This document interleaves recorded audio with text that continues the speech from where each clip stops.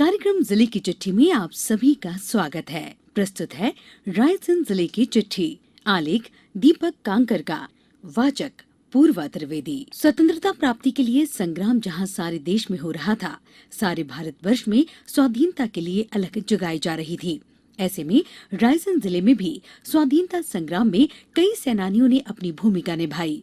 मध्य प्रदेश में प्रज्ञा मंडल के नाम से क्रांतिकारियों का संगठन खड़ा हो गया, जिसमें कई लोग जुड़ गए।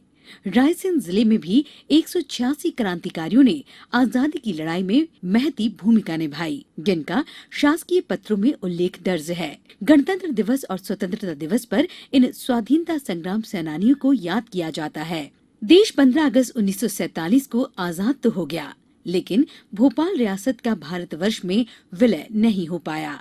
भोपाल में जब 15 अगस्त को तिरंगा नहीं फहराने दिया गया, तब आजादी के लिए संघर्ष कर रहे क्रांतिकारियों को ये नागवार गुजरा। क्रांतिकारियों की इस नाराजगी के चलते प्रज्ञा मंडल नामक संगठन का जन्म हुआ। इसकी एक बड़ी बैठक रायसेन के समीप हलाली गांव में आयोजित की गई। इसी हलाली गांव की जगह में अब हलाली जलाशय है। इस बैठक में प्रज्ञा मंडल ने भोपाल रियासत के भारतवर्ष में विलय के आंदोलन की रूपरेखा तैयार की गई। रायसेन जिले के उदयपुरा, बरेली तथा सिलवानी आंदोलन के केंद्र बनाए गए। आजादी के मतवाले क्रांतिकारियों के संगठन ने प्रज्ञा मंडल के बैनर तले भोपाल के नवाबी शासन से मुक्ति के लिए आंदोलन तेज कर दिया। उस समय भोपाल रियासत में रायसेन और सीहोर भी शामिल थे। इस आंदोलन का सबसे अधिक असर रायसेन जिले के बरेली में था और आजादी के लिए संघर्ष कर रहे लोगों की गिरफ्तारियों का सिलसिला भी 6 सितंबर 1948 को यहीं से शुरू हुआ। हजारों गिरफ्तारियां भी हुई, लेकिन गिरफ्तार लोगों को कहां रखा जाए, इस समस्या के चलते इन्हें छोड़ दिया गया।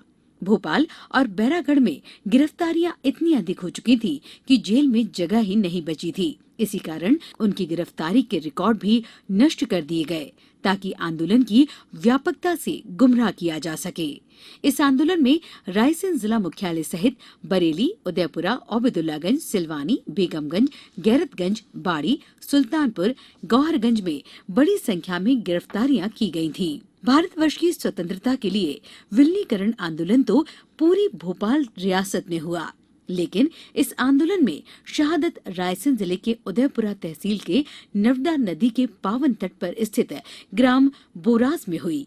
14 जनवरी 1949 को बोरास नर्मदा घाट पर प्रज्ञा मंडल के कार्यकर्ताओं ने तिरंगा फहराने की कोशिश की। वहां के तत्कालीन थानेदार जाफर खान ने गोली चलाने के आदेश दे दिए। इस गोलीबारी में प्रज्ञा मंडल के 4 कार्यकर्ता छोटे सिंह, मंगल सिंह, धन सिंह और विशाल सिंह शहीद हो गए।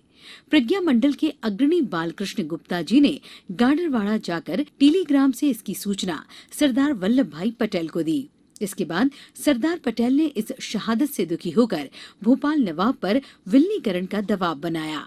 भारत के ब्रिटिश शासन से आजादी मिलने के 2 साल बाद 1 जून 1949 को विधिवत भोपाल रियासत का विलय भारत में हुआ। बोरास में आजादी के मतवालों की शहादत को आज भी यहाँ याद किया जाता है और प्रत्येक वर्ष मकर संक्रांति यानी 14 जनवरी के दिन उदयपुरा तहसील में बोरास में पवित्र नर्मदा नदी के तट पर स्थित शहीद स्मारक पर इन शहीदों को याद कर मेला भी लगता है। लोग श्रद्धा से यहाँ इन शहीदों को नमन करते हुए पुष्पांजलि अर्पित करते हैं। मुख्यमंत्री श्री शिवराज सिंह चौहान ने स्वतंत्रता संग्राम सेनानियों के संकल्प, उनकी प्रतिबद्धता, प्रेरक प्रसंगों और वीरतापूर्ण स्मरणों का उल्लेख करते हुए उन्हें श्रद्धांजलि अर्पित की।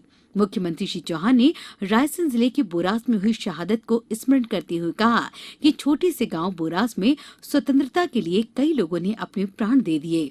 ऐसे स्वतंत्रता संग्राम सेनानियों के बलिदान को नई पीढ़ी के सामने लाने की आवश्यकता है। हालांकि आज ये स्वाधीनता संग्राम के अमर शहीद हमारे बीच नहीं हैं, लेकिन रायसेन जिले में आज भी कई लोग उनके बलिदान का स्मरण कर उनके मौजूदा परिवारजनों के प्रति आदर प्रकट करते हैं।